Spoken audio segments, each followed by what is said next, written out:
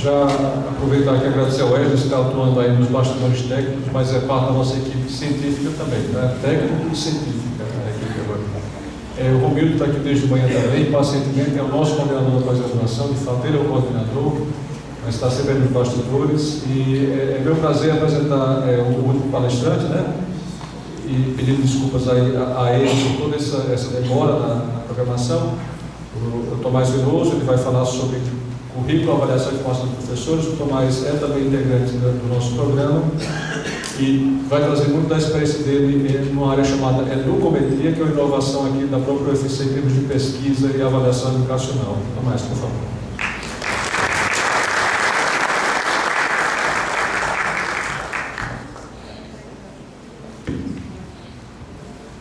Boa tarde. Ok? Bom,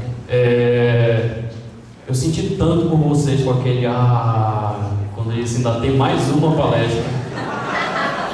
Senti tanto, rapaz, eu já passei tanto por isso. Eu imagino que o professor, ele deve ter um aluno dentro de si, né? E quando ele senta na cadeira, ele incorpora o aluno. E aí, muitas vezes, a ideia que eu fui convidado aqui pelo professor Jorge, de antemão já agradeço o convite para conversar com vocês, tá? Vocês vão perceber que tem um sotaquezinho aí no meio, tá? Que não sou natural do Ceará, mas adotei esta terra como minha pátria do coração, né? Minha terra do coração, tá? Mas somos dois, né, professor? Mas somos de Belém do Pará, tá? A terra do açaí verdadeiro. Eu tenho que falar isso, certo? Não é com banana, não é com morango, com leite. Em Belém, se você tomar açaí com leite, você vai para o hospital direto, é emergência, né? É assim como os criados, tá? Mas isso foi tudo para quebrar um gelo, tá? Oi? O humor de vocês é bem melhor, com certeza.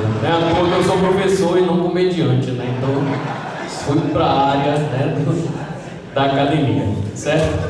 Bom, a ideia que me foi proposto, tá?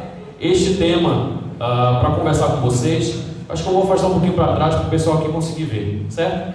É um tema que eu venho atuando já faz alguns anos, tanto na questão do currículo, principalmente na questão da avaliação e formação de professores, tá? Quem aqui é do concurso de 2009, aquele fatídico concurso com 4 etapas do SESP-UNP? Tamo junto. Eu estava lá, eu sobrevivi aqueles 4 finais de semana de formação, sexta-feira à noite, sábado manhã e tarde, domingo manhã e tarde, né? Então nós estávamos lá. Mas por ironia do destino, ou pelo mero acaso, né, eu tive a oportunidade de voltar para dentro da universidade, para me pós-graduar, e acabei largando o concurso, né, no finalzinho ali de 2010. Mas eu pensei comigo mesmo, eu preciso voltar para tentar fazer, nem que seja diferença para um professor na escola básica. Então eu decidi trabalhar com formação de professores. Esse é um pouquinho da minha trajetória, eu não vou alongar muito porque a gente tem algumas coisas para conversar aqui, mas que eu gostaria que vocês soubessem, porque eu sou professor de física de formação, tá?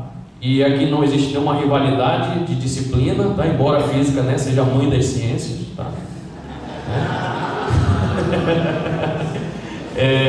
Mas a ideia é exatamente fazer esse processo de aproximação, tá? Eu converso, o professor que falou aqui que tem 57 alunos, né? Eu tive 63 no Liceu de Messejana, né? Então eu senti ali a angústia de todo professor de educação básica que naquele momento estava no processo de valorização ainda, né? Então estava começando o processo de valorização. E aí muitas dúvidas permeavam ali minha permanência e eu acabei optando pela universidade, né? Mas então, vamos voltar aqui para o foco da minha fala. Vamos falar de currículo, avaliação e formação de professores. E vocês já devem ter percebido, eu tenho uma entonação de voz para tentar conduzir conduzir a plateia para uma linha de raciocínio, e eu gosto de interação. Mas infelizmente eu não vou ter como pedir sempre para quem quiser interagir vir aqui. Mas para ficar gravado no vídeo, eu vou repetir o que a pessoa falar aqui no microfone para a gente ter o registro completo desse momento. Tá ok? Pode passar. Eu tenho um negocinho aqui. Que tem. Aqui, ó. Põe aí. Que aí ajuda.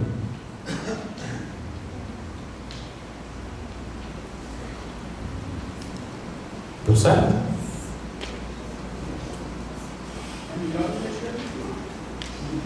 Não, mas não se preocupe não. É ligeiro, tá? A primeira coisa que eu quero conversar com vocês é que está tudo muito em pauta falar sobre currículo. Parece que o Brasil veio uma onda nos últimos 2, 3 anos e disse assim: vamos trazer o debate do currículo para a educação básica. Vocês concordam comigo? Ou não? Vocês são formados em matemática. Quantas vezes vocês estudaram teoria de currículo na formação de vocês? Nenhuma. Esse é um ponto a ser considerado não apenas na formação da licenciatura em matemática, mas também na formação da licenciatura em ciências de uma maneira geral, né? Nós temos a característica da formação inicial de professores no Brasil de uma sobrecarga, e até necessária muitas vezes, de conteúdo específico da disciplina, porque nós somos o que chamamos de professores especialistas, e que muitas vezes essa parte que anda de mãos dadas com a educação, a gente tem ali uma certa lacuna, né? Uma vez eu estava numa conversa de professores e eu, por curiosidade, perguntei a eles: meu querido, você sabe diferenciar, você sabe dizer o que é didática? O que é um professor não ter didática? É a coisa mais comum do mundo, né? O aluno chega para um grupo de colegas e diz: rapaz, aquele professor não entendo nada do que ele fala, ele não tem didática. O que é didática? Eu não quero respostas agora, tá? Apenas reflexões. Eu vim aqui mais cutucar a cabeça de vocês do que dar propriamente resposta, tá? E a mesma coisa acontece com o currículo. Será que a gente precisa ensinar mais os nossos alunos? O que vem sem se ensinar mais? Mais conteúdo? Mais carga horária? O aluno precisa prestar mais atenção para poder ter esse processo de ensino facilitado? O currículo, ele traz essa na sua essência. Mas então o que vem a ser o currículo? Eu acho que a gente precisa primeiro compreender o porquê nós precisamos de um currículo. E aí eu vou contar uma historinha de 2 minutos. Existiu na década de 90, em 1990, uma Conferência Mundial de Educação para Todos, a qual reuniu 60 países, que o Brasil estava lá com a sua bandeirinha tremulando. Nessa conferência saiu a Declaração Mundial de Educação para Todos. E nesse documento, os 60 países firmavam o compromisso de construírem suas respectivas bases nacionais curriculares.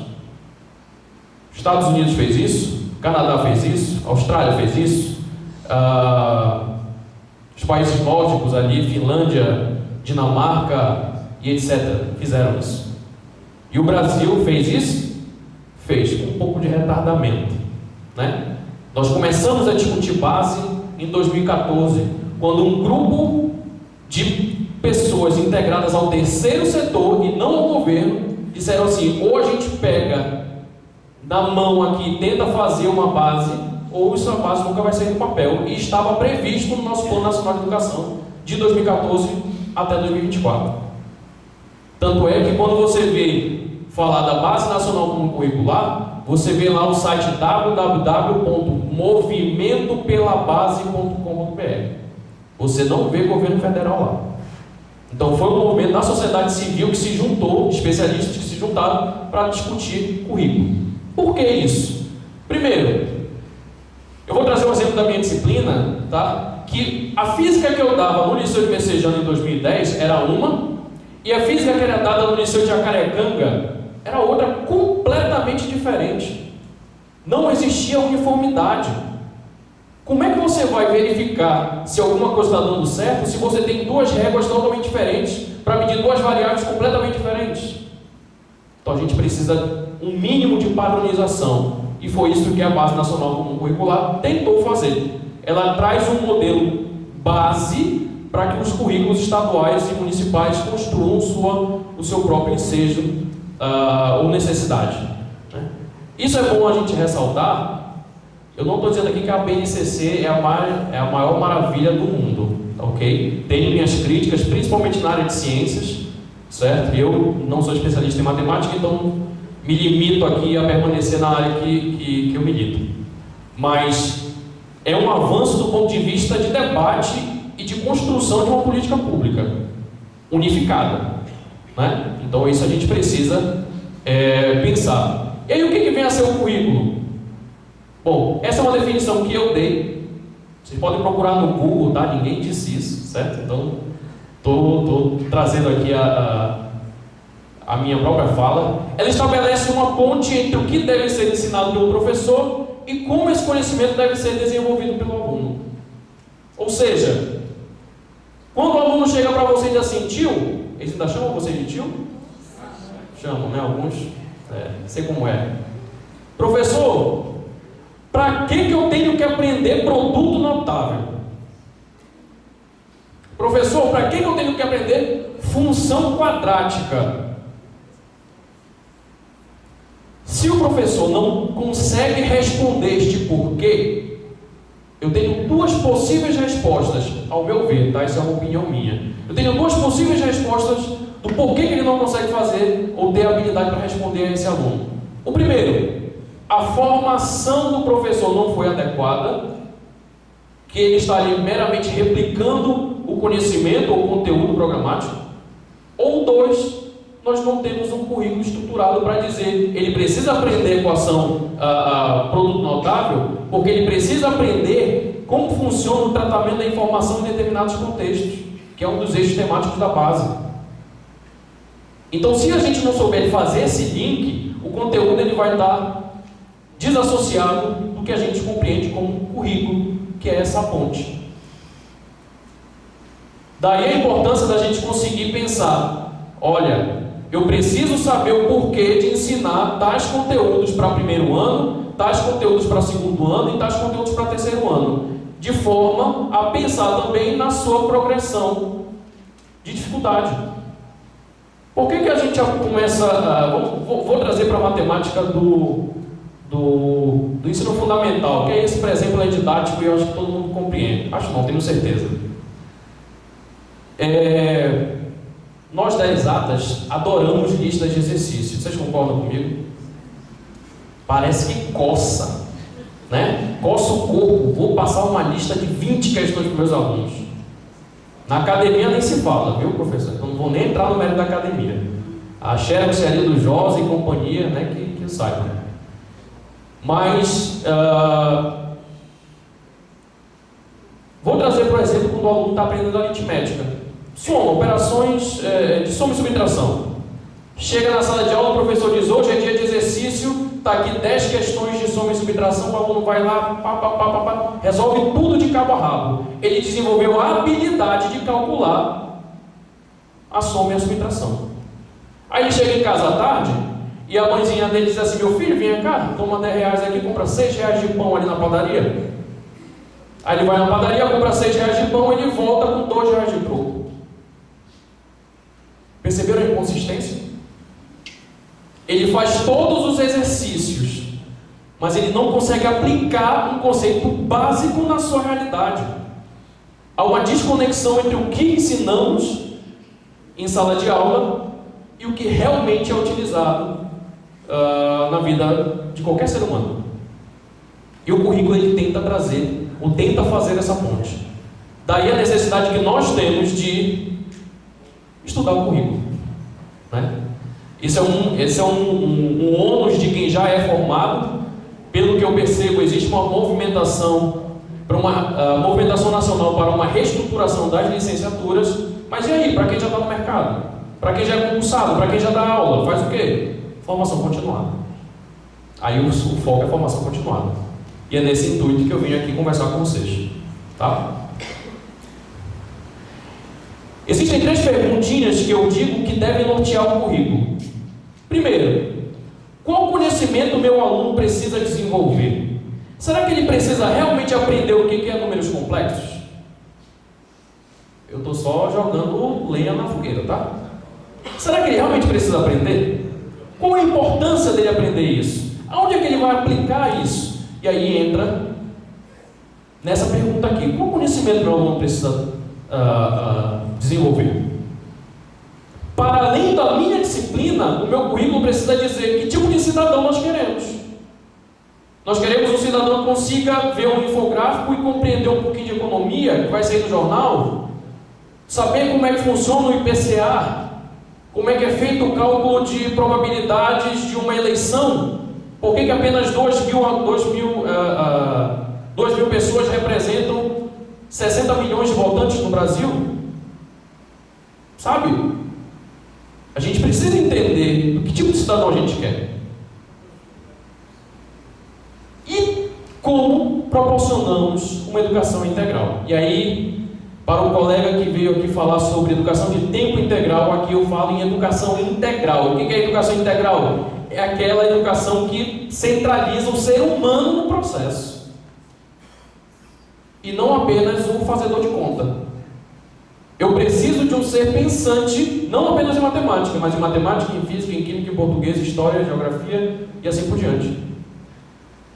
Eu venho de uma experiência no município de Sobral, que eu coordenei todo o processo de avaliação externa do município, de 2017 para 2018.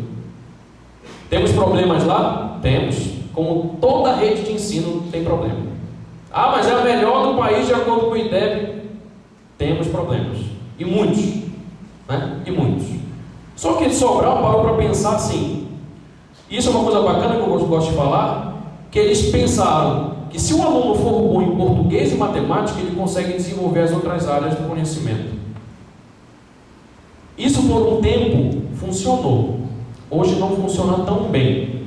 Então está sendo inserido avaliações de ciências e de ciências da natureza e ciências humanas nas avaliações do próprio município. Porque chegou a hora de dar robustez ao negócio. Né? Tudo isso pautado no currículo. E aí uma coisa importante a gente precisa discutir. Qual o foco o nosso currículo precisa ter? É o foco no aluno? No professor? No ensino? Na aprendizagem? No ensino e aprendizagem? O que vocês acham? Um de cada vez, por favor. Que agora eu quero ouvir vocês. Qual deve ser o foco do meu currículo ou do nosso currículo? Pode ser outra além desses aqui, tá? Tem uma reticência aqui, que a reticência é bom para o palestrante, que vale para tudo. Né? Tudo que a gente não pensou. Pode falar, pessoal, não tem problema não, viu? Vai valer nota, viu, professor? Quem participar aqui, a gente vai dar uma pontuação extra. O que vocês acham?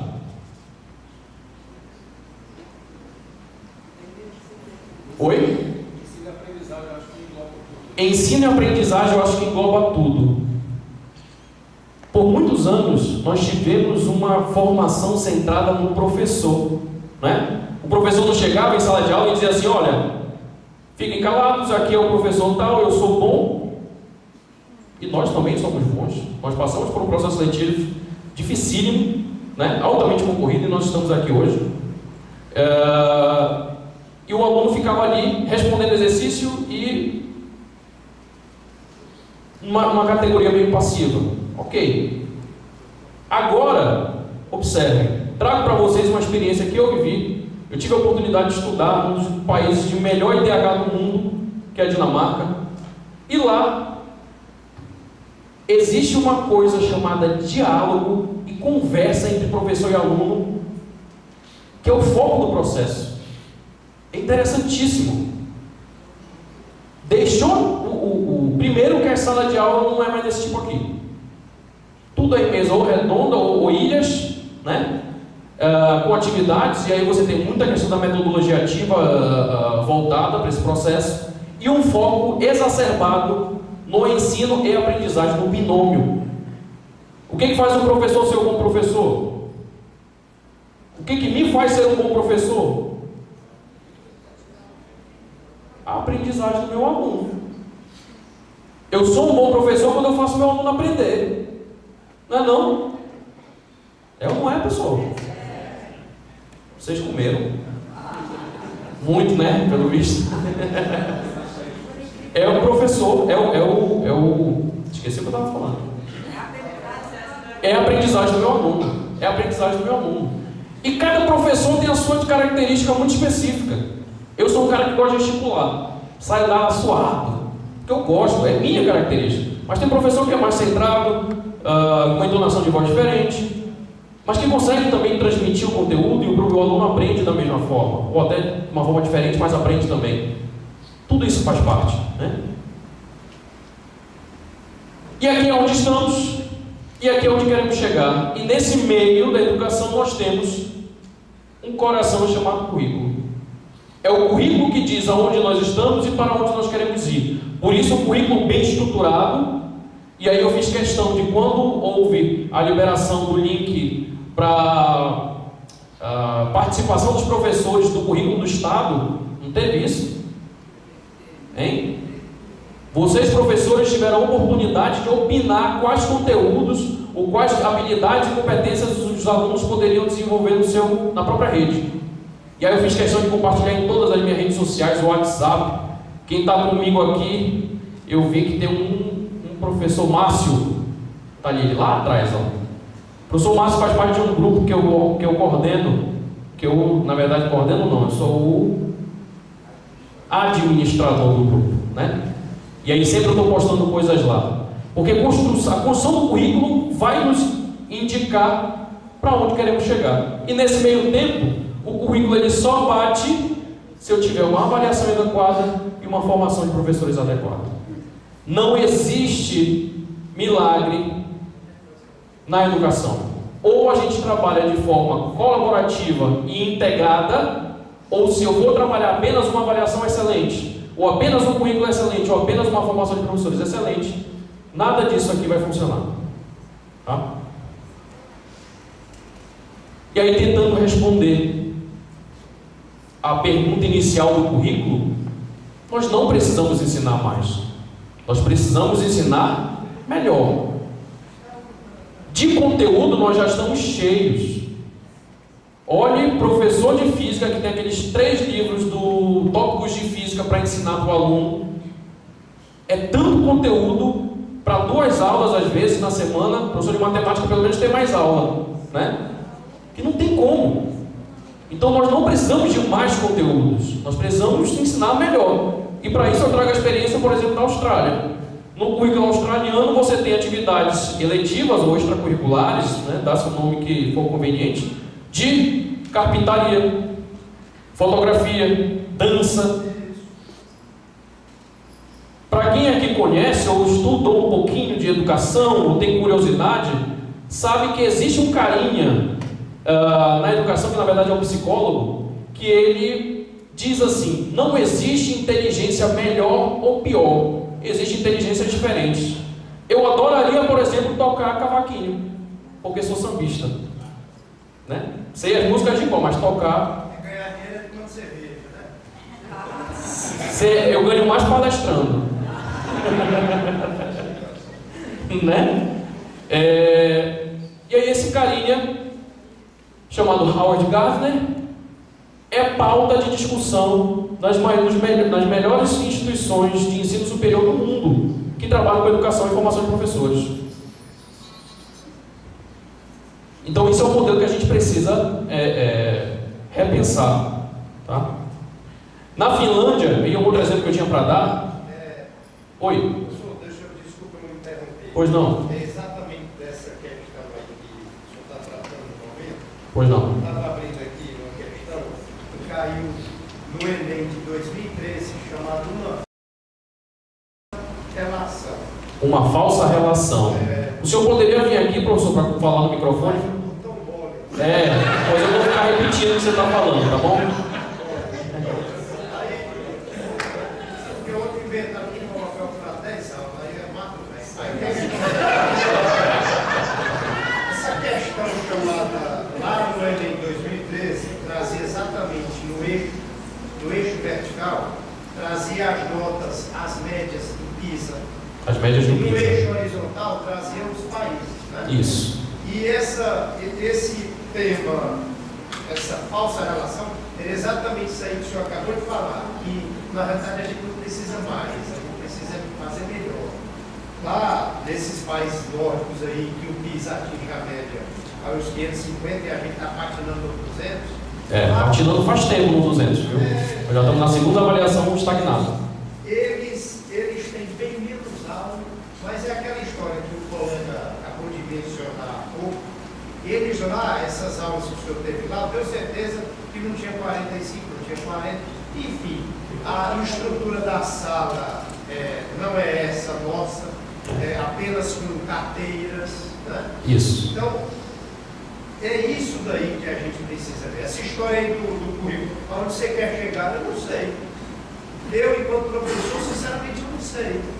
Porque, na realidade da nossa escola pública, nem todos querem vir aqui para a universidade. Sim. Nós que estamos aqui, nós queríamos.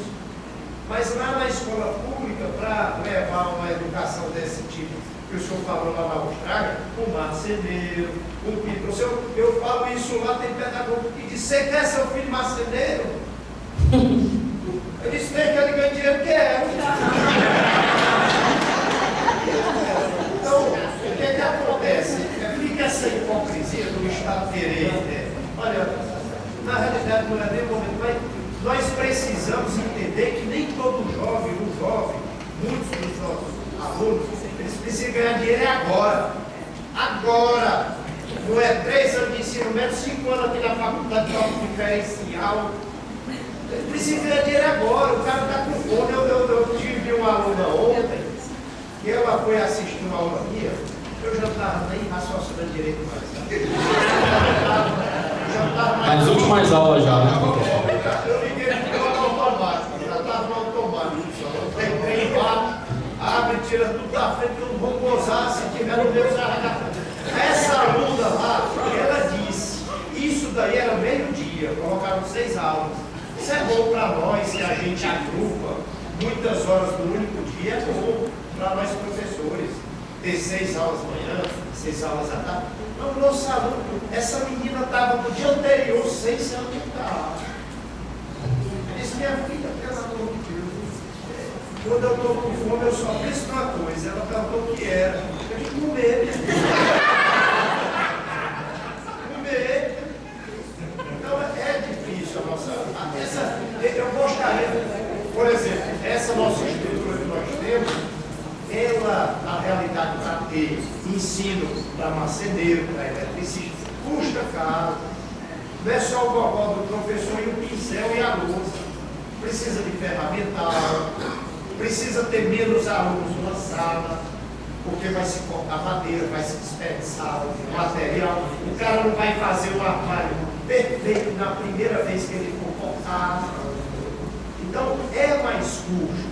Agora, o nosso Estado era para pensar nisso. Nem se todos os jovens da rede pública quisessem, conseguiam entrar aqui na UFC. Tinha que inventar uns 20 mil.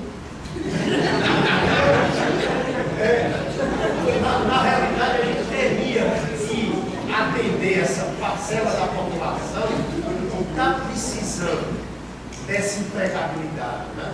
E faltam bons profissionais em diversas áreas do ensino médio. Aqui no nosso país, devido a essa baixa remuneração, todo mundo quer ir para a universidade. Aí todo é Ateneu nos peitos.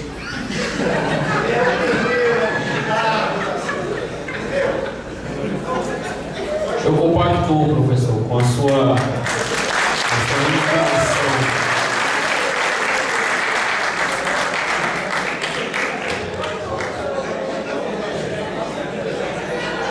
Eu preciso fazer um comentário em cima da sua fala, né, que conversa com alguns colegas de fora e te perguntam: mas por que vocês não se organizam? Por que o Brasil não está dando certo ainda, né? E aí você para pensar e percebe exatamente isso que você falou, porque hoje no Brasil tudo é emergencial, tudo. Nós hoje vivemos de apagar incêndio, né? E a realidade que você nos traz de o aluno do primeiro ano ter que trabalhar para levar sustento de casa é verdadeira. Existe um documentário chamado Falcões, do MV Bill, Falcões em Perigo, algo desse tipo, né? Há um certo tempo atrás, que ele dizia que era muito melhor que ele chegasse em casa com R$5 para ajudar na marmita ou na alimentação da família dele, do que ele chegar em casa com um boletim cheio de 10. É uma reflexão que a gente faz, e isso vem da década de 90 ou antes, até mesmo antes, né? Mas uma coisa eu preciso dizer também, professor: se nós não tomarmos a iniciativa de tentar mudar, aí é que não muda mesmo. E aí a gente colabora aqui com a professora, que disse que se a gente não avaliar programas, a gente nunca vai saber se eles vão dar certo, e a gente vai ficar replicando aquilo ali, achando que está dando certo, sem fazer uma avaliação correta do processo. Nós precisamos começar. E este curso aqui, para a formação de professores de matemática do Estado do Ceará, é pioneiro no Brasil. Este modelo aqui é pioneiro no Brasil. Tenham isso em mente e aproveitem a oportunidade, ok? E, de antemão, tentem apagar os incêndios que a vida nos oferece, tá? Infelizmente é assim que a gente vai vivendo e levando neste Brasil, ok? Eu entro num tema muito delicado quando eu falo de avaliação, tá? Porque eu sempre começo com essa pergunta: estamos avaliando de forma adequada? E aí eu falo de avaliação da aprendizagem, tá bom? Será que a gente avalia a aprendizagem do nosso aluno de forma adequada? Esse é um debate que me foi trazido numa roda de discussão enquanto estava estudando, né, fazendo meu doutorado. E eu parei para analisar como é que eu avaliava meus alunos lá no Liceu de Messejana. Aplicava a prova, passava uma atividade, valia a nota, ou uma nota para complementar a prova dele, a nota da prova. Não é isso que acontece? Oi? Se ele desfilar, ganha 2 pontos, né? Mas tem que desfilar de farda. Tem que ser de farda, boinazinha, luva, né? Inclusive eu ganhei esses 2 pontos também, professor. Preciso confessar, tá? E eu preciso falar com vocês, antes de adentrar mesmo em avaliação da aprendizagem, falar um pouquinho de avaliação no contexto geral. Primeiro, que ela surge com o próprio homem. O homem observa, o homem julga, isto é, avalia. Aonde é que eu quero chegar com isso? Vamos trazer um exemplo prático aqui. Você vai no supermercado, você vai lá no supermercado na seção de, não sei, sabão em pó. Você vai na seção de sabão em pó, o que faz você levar uma marca em detrimento da outra? Preço. Rapaz, o preço foi logo no, né? Preço. Qualidade. Se for homem, é a propaganda. Propaganda. Isso aqui é o bom, passa lá direto. O que mais? Marca. Acho que marca já tinha ido. Vamos só recapitular aqui: preço, propaganda, marca, qualidade. Vamos ficar só com esses 4, tá? Para você comprar um sabão em pó, você analisa 4 variáveis para efetuar a compra. Por que para avaliar seu aluno você utiliza apenas a prova? Apenas uma prova escrita que você aplica lá, uma parcial e uma global? Não precisa responder, tá? Eu estou aqui para inquietar, e eu quero inquietar mesmo, tá? Ah, Tomás, eu preciso de uma nota. O boletim não vai lá dizendo assim: olha, ele foi bom. Não, vem lá um 8, um 9, um 7. Eu não estou dizendo que nota não é importante. Eu estou dizendo que a prova, ela não é suficiente para verificar se o meu aluno aprendeu ou não o conteúdo. E aí, com isso, a avaliação torna-se uma atividade complexa e ela é toda baseada no processo ou numa análise descritiva, analítica e crítica. Descritiva: quais são as variáveis do meu sabão em pó? Analítica: vou analisar essas 4 variáveis. E crítica: decidir em cima dessas 4 análises qual marca ou qual sabão levar.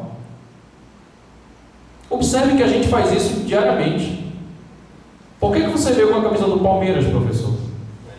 Não tem mundial, mas eu não ia falar isso, né? Eu não ia falar sobre isso, tá? Mas é só uma pergunta, por quê?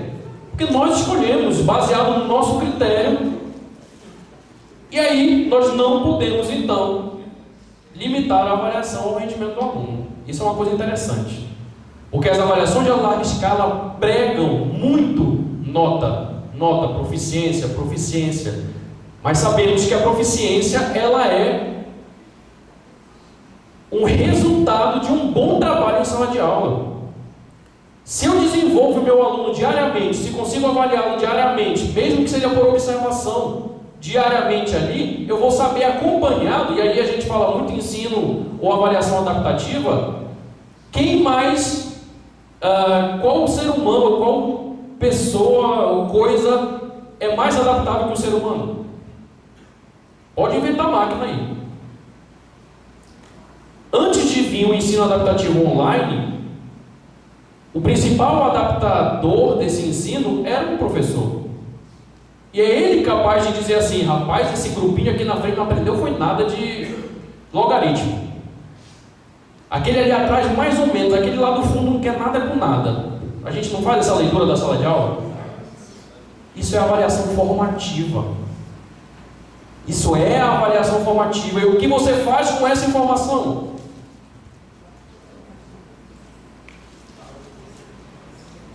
Existe uma desvirtualização do papel do coordenador pedagógico nas escolas brasileiras. O coordenador pedagógico deveria se preocupar única e exclusivamente com a formação pedagógica da sua equipe. Infelizmente, nós temos coordenadores que tomam conta de milhares de coisas, menos da parte pedagógica. Eu estava conversando com a professora.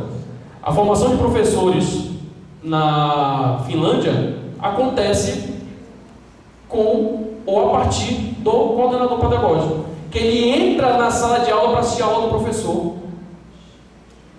E aí existe uma coisinha lá que, infelizmente, na nossa cultura ainda é um tabu, que o próprio coordenador avalia o professor. Vixe, então lá o professor é avaliado? É. E eles são o 6º lugar do PISA. Pergunta se eles estão preocupados em ser o primeiro? Não. Lá para eles a accountability, que foi dito pela professora, né? Não é tão importante assim. Eu não quero ser o primeiro. Eu quero ser o melhor dentro da minha realidade. E se esse melhor já me satisfaz, ótimo. Ótimo. Essa é uma reflexão que eu quero trazer para vocês, para a gente internalizar nessa questão da avaliação. E aí, não fui eu que disse, mas foi o Michael Scriven, em 1967. A medida pode ser considerada o momento inicial da avaliação, mas não é condição essencial para que se tenha avaliação, que se concretiza quando ocorre um juízo de valor. Sabe o que é esse juízo de valor? É aquela proficiência de matemática que está lá em 293, e você sabe o que é esse 293 e sabe o que fazer para melhorar. Isso é juízo de valor.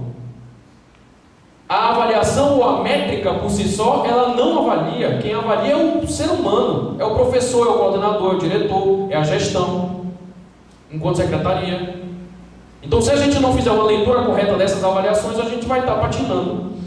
E aí eu perguntei numa formação lá em Sobral que eu dei: coordenadores pedagógicos, são 167 coordenadores, eram 167 participando da minha formação lá.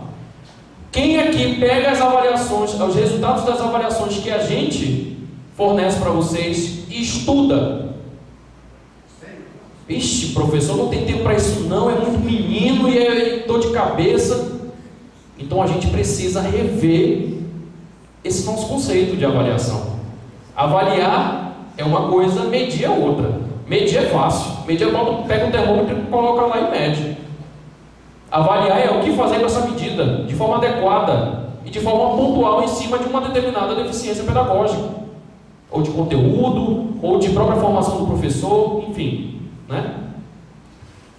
E aí nós temos aí a possibilidade, né, da avaliação da aprendizagem ser caracterizada, eu boto entre aspas, né, porque é muito comum já isso, somativa, formativa e diagnóstica. Tomás, na tua opinião, qual a principal forma de avaliação do seu aluno?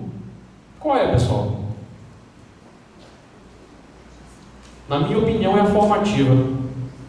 é a avaliação processual em sala de aula. Em sala de aula eu tenho capacidade de saber se o meu aluno aprendeu ou não aprendeu. Mas aí, professor, a gente está apagando incêndio, infelizmente. Mas olha que bacana seria se eu chegasse para a minha coordenadora pedagógica e dizia assim: professora, os meus alunos não conseguiram desenvolver bem o conteúdo de binômio de Newton. Eles não conseguiram desenvolver bem o conteúdo de binômio de Newton. Me ajude. E a coordenadora vai dizer: olha, tenta essa metodologia aqui, tenta essa atividade aqui, dando um suporte pedagógico real para o professor. É um sonho, não é não? É um sonho. É isso que eu tento pregar ou levar para as minhas formações. Que a gente precisa, infelizmente no Brasil, ser disruptivo. Nós precisamos quebrar preconceitos determinados que muitas vezes está na nossa própria cabeça, né?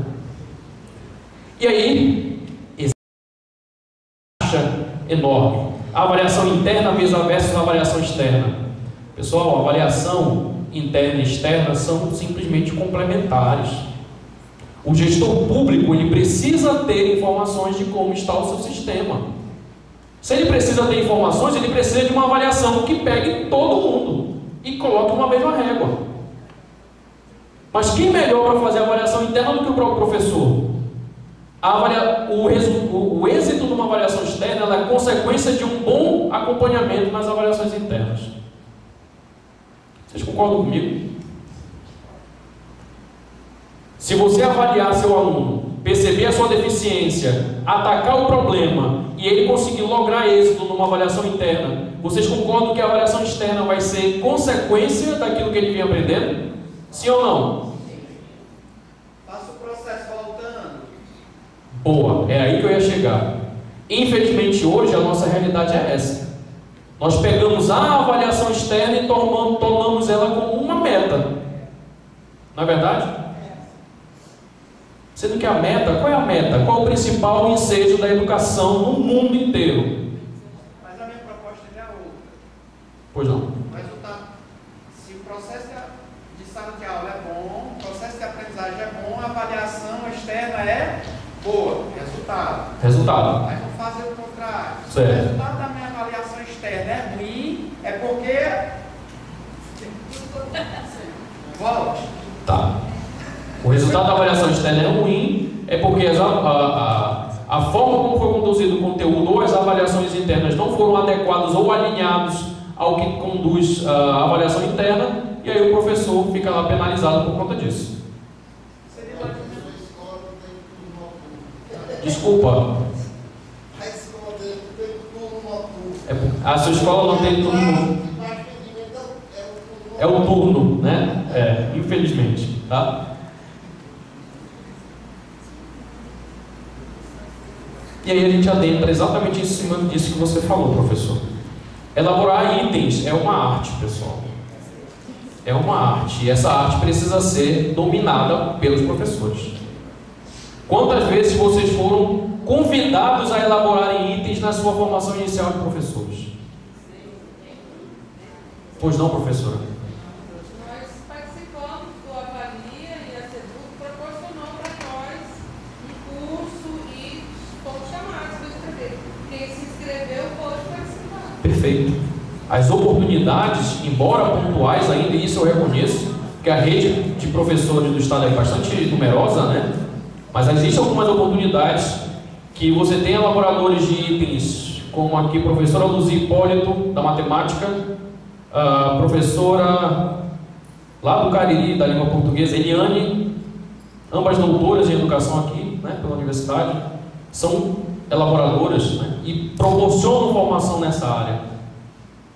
Mas aí, professor, onde eu quero chegar, e aí adentra na sua fala, nós precisamos ter a capacidade de avaliar o nosso aluno tal qual uma avaliação externa tem. Mas eu não preciso de itens testados para fazer isso. Eu preciso apenas desenvolver no meu aluno aquele raciocínio que será cobrado lá na frente. E não apenas assim, calcule a função f de x igual a tal, quando x igual a tais números. Isso não é desenvolvimento de raciocínio matemático, isso é procedimento, é procedimental, né? E na física a gente sabe bastante disso também. Calcule a velocidade do objeto no instante tal. Você vai lá, bota t igual a tanto, pronto, calculou. Isso é saber cinemática? Isso é saber velocidade, movimento? Na minha opinião, não. Alguns colegas podem defender essa ideia, né?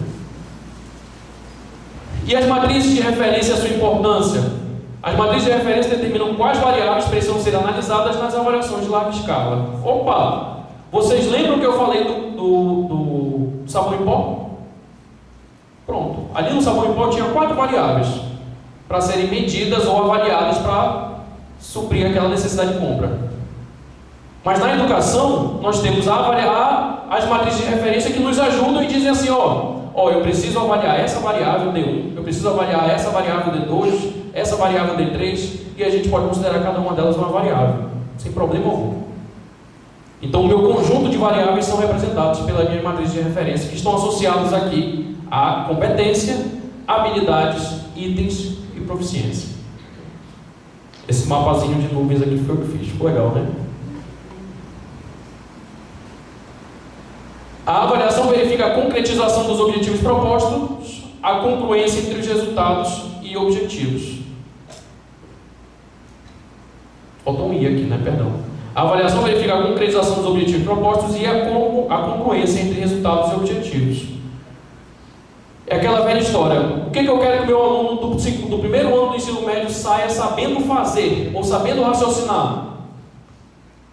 Tá, eu quero que ele saiba fazer tais e tais operações. No final do ano você verifica se ele sabe fazer. Não é isso? E se ele não souber? Perdeu o ano inteiro. Está aí a necessidade de avaliação formativa, né? E a formação de professores, e aí a gente entra muito nesse momento aqui. Estou acabando, tá, pessoal? Como devemos fazer formação de professores? Existem 2 tipos de formação que eu costumo categorizar, que é a formação de serviço e a formação interdisciplinar. A formação de serviço ela é específica para trabalhar ou instrumentalizar o professor no seu fazer pedagógico, na sua disciplina específica. Ou seja, você chega para uma formação dessa aqui, você recebe um conjunto de procedimentos didáticos, metodológicos, pedagógicos, e diz assim, olha, eu consigo aplicar isso aqui nessa minha aula, isso aqui nessa minha aula. Ou seja, a formação instrumentaliza você, professor, no seu fazer pedagógico. E para mim é um dos diferenciais dos melhores sistemas públicos de ensino do Brasil. Curitiba é assim, Sobral é assim. Curitiba o melhor, Curitiba não é o melhor IDEB da educação básica, ensino médio. Oi? Espírito Santo, perdão. Espírito Santo. E Sobral é o melhor IDEB dos ensinos da educação fundamental. Ambos pautados, pautam sua formação continuada, toda em serviço. E um outro foco é a formação continuada interdisciplinar. E aí a gente, nesse interdisciplinar aí, nesse termo, nós temos as formações de educação ambiental, educação financeira, educação de jovens e adultos, educação de direitos humanos, enfim. Temas transversais que a universidade, a antiga secretaria que tomava conta disso, que era a SECADI, ofertava cursos a rodo, né, para professores que queriam se inteirar dessas formações continuadas interdisciplinares. Mas, infelizmente, a universidade ainda não conseguiu juntar ou unir forças com estados e municípios para pensar nisso aqui, para pensar em formação e serviço. E é exatamente, na minha concepção, a proposta desse momento aqui com vocês. Né? E será que a gente precisa, dentro dessa formação, de uma aprendizagem ativa? Você já ouviu falar de aprendizagem ativa? Ou metodologia ativa? Sim ou não? Pode falar, sim ou não?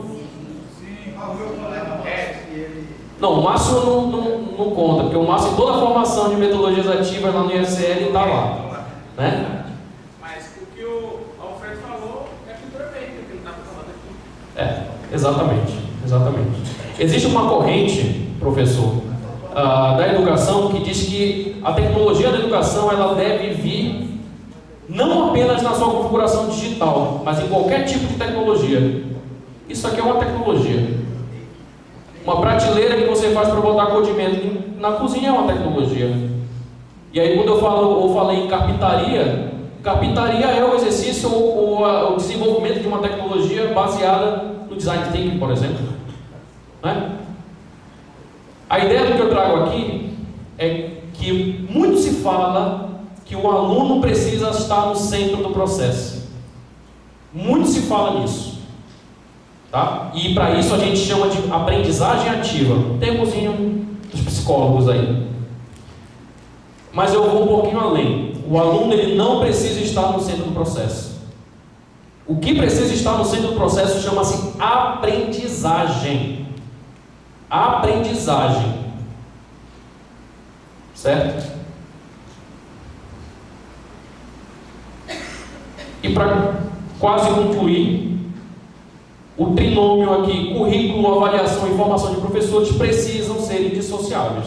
Não se pensa a formação de professores se a gente não pensar no currículo, e não se pensa no currículo se a gente não pensar em avaliação, e assim sucessivamente. É um ciclo que precisa obrigatoriamente ser vicioso, que nesse caso é bom.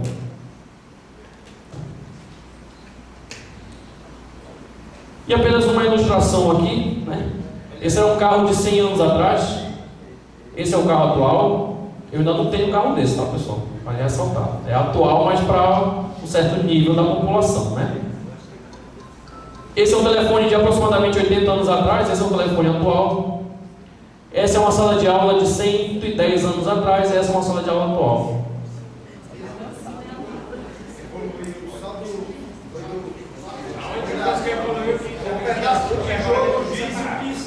Aqui era giz e aqui é pincel, né? O quadro negro e o quadro branco. Quando não era um pedaço de tijolo. Eu trago essas imagens mais como reflexão, né? Nós ainda estamos muito enraizados em como nós fomos ensinados. E muitas vezes nós passamos, principalmente na matemática, por um processo exaustivo de repetição. Procedimental. Tá? E a gente está tendo a oportunidade, vocês estão tendo a oportunidade agora de refletir um pouco mais sobre essa prática. Tá? E para isso, eu agradeço a atenção de vocês e ao mesmo tempo deixo minha total admiração pelos professores que compõem a educação básica no estado do Ceará. Meu muito obrigado pela atenção e está aí os meus contatos. Obrigado.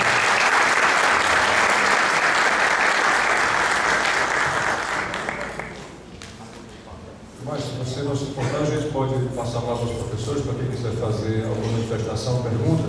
Mas eu queria também mencionar que esse esforço aí de alinhamento entre currículo, avaliação e informação está sendo feito. A inércia, pelo tamanho da CEDUC, a inércia é maior, como todo físico sabe, mas a gente tem a chance desse alinhamento por conta desse trabalho que vocês fizeram, que parece um trabalho enorme, que propôs aquela proposta, propôs aquele projeto curricular que foi trabalhado nos 15 últimos dias, pareceu um esforço meio gratuito, mas aquilo ali é a base, de fato, que a gente deve isso à gestão, isso está sendo discutido já, não é à toa que a Wagner esteve aqui, ela é uma das nossas interlocutoras na CEDUC. Esse alinhamento que o Tomás falou no final, que está sendo implementado na CEDUC, a discussão é se vai ser no nosso conjunto aqui ou se vai ser expandida, e ao mesmo tempo também na Secretaria Municipal de Educação. E aí, por conta desse trabalho da SME em particular, nós temos aqui o que só chamar a atenção e nomear textualmente aqui a equipe de pessoas da Secretaria Municipal de Educação, são colegas de vocês, algumas dessas professoras e professores.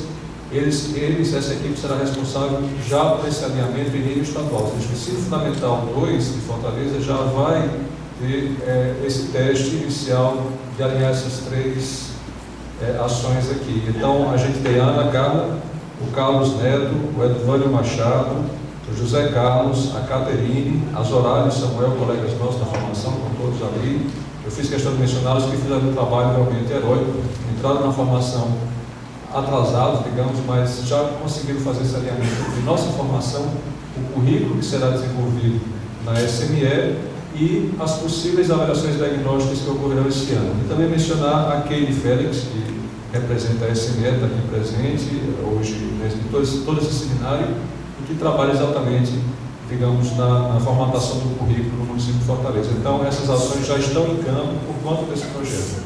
Então, uma expectativa de que a inércia está sendo vencida e que esse alinhamento é realmente promissor e que deve funcionar, é a nossa expectativa. E aí eu devolvo aqui a palavra ao Tomás, para que vocês, enfim, se tiverem perguntas, o Tomás se digne a responder e a gente finaliza a nossa sessão de hoje.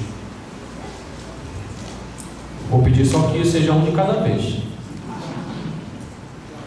Alguém tem algum comentário, pergunta? Eu sei que está todo mundo já pegando material escolar para voltar para casa. Né? Tem alguma pergunta, pessoal?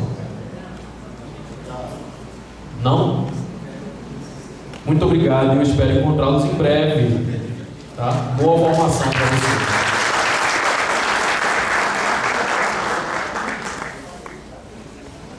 Obrigado mais uma vez ao Tomás, obrigado a todos vocês e quarta-feira tem mais.